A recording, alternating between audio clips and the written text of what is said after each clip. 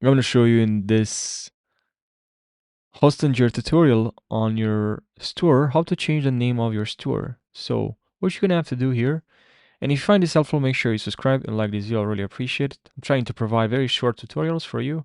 So just click on online store here, please. And now please click on manage store. And then from here, very simple.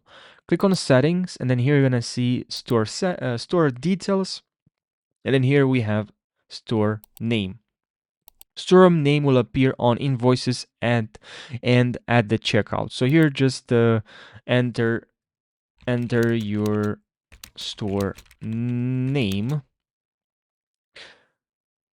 Okay, and you can save this, and then here you're gonna see shipping, company information if you want to edit, add the name, logo, contact address, emails, taxes, checkout. You also have other settings here, probably if you were looking for or you didn't know where they were locating. They are actually located right here in settings, checkout, shipping. So yeah, thanks for watching.